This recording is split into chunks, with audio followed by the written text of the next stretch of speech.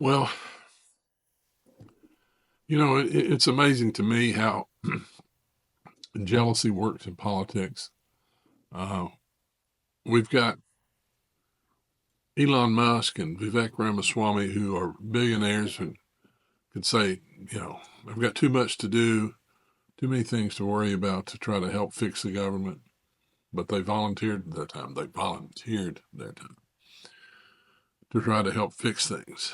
And then you've got all these fools in Congress who are running around saying silly crap, and idiots in the news media as well.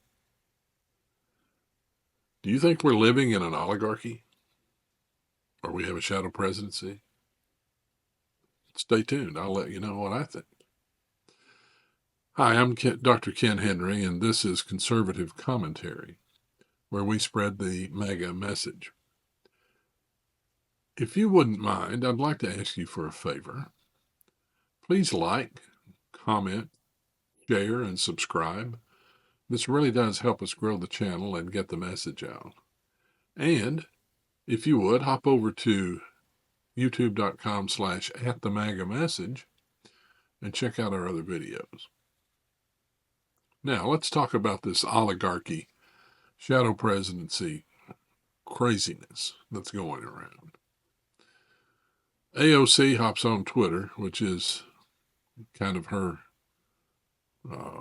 main source these days, and says that we're not entering into an oligarchy. We're already in an oligarchy that's dominated by billionaires.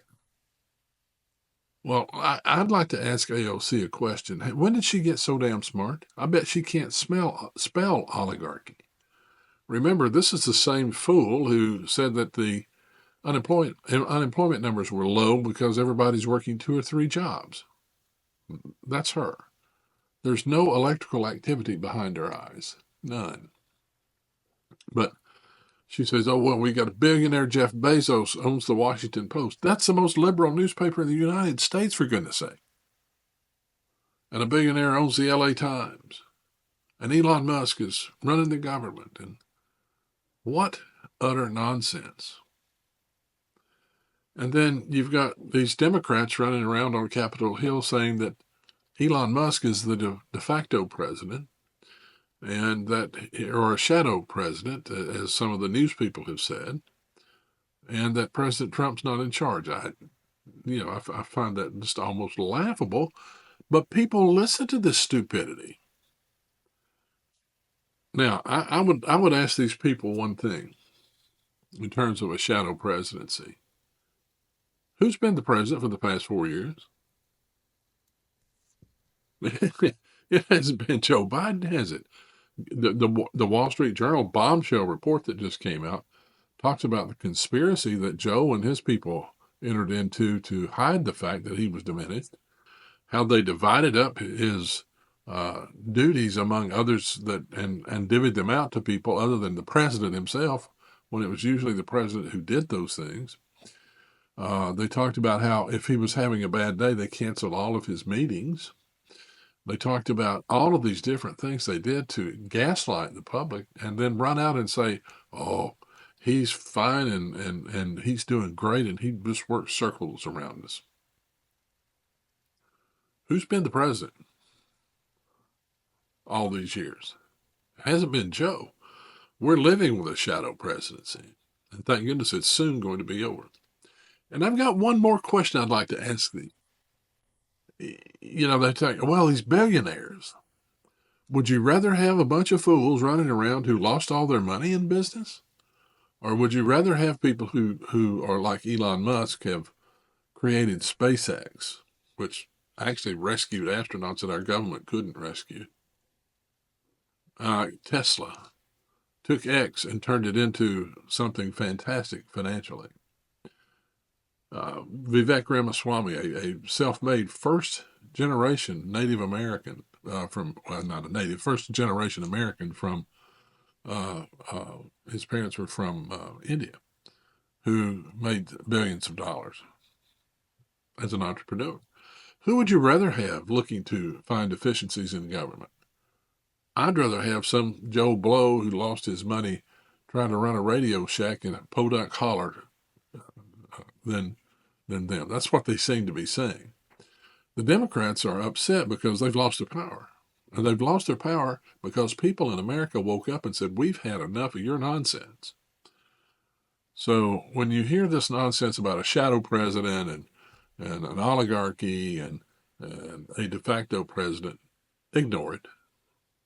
It's stupidity at its zenith. They are so afraid of the success that Donald Trump and his administration is going to have that they can't stand it. I've put together some clips to illustrate what I've been talking about. Won't you please take a look at those and then share your thoughts with me in the comments? We're witnessing the start of an oligarchy. I think we are fully here. You literally have a completely unelected billionaire who has just taken over and paused government funding to specifically take out provisions regarding China and other areas that pertain to him. You have billionaires who run news outlets like Jeff Bezos and the Washington Post, billionaires that run the LA Times. Billionaire Elon Musk, co-head of President-elect Trump's Department of Government Efficiency, has been ubiquitous as the transition team does his work. He's even gotten a spending bill killed that could have led to a government shutdown the weekend before Christmas. Take over, Elon. The president-elect is facing major blowback today after First Buddy Elon Musk took charge and ordered Republicans to torpedo a major spending bill, bringing the government to the brink of a shutdown. Kill the bill, Musk blasted. This bill is terrible. What a scam. Elon Musk, the world's richest man, just tweeted this bill should not pass. Well, I was communicating with Elon last night. Speaker of the House Mike Johnson was forced to shelve the bill. Now everyone's asking, who is in charge? I think Elon Musk believes he's president. Headlines today are calling Elon the Shadow President. And this, Vice President Trump as Musk calls the shots.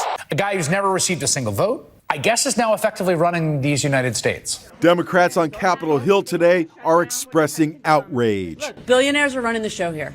And so what I want to say to people is you thought you voted for Trump. You didn't actually. Who's taking orders from whom? Musk is calling the shots. But Republicans are on Team Elon. Kentucky Senator Rand Paul is even pushing Musk to be elected Speaker of the House. The Speaker of the House need not be a member of Congress, he posted. Nothing would disrupt the swamp more than electing Elon Musk.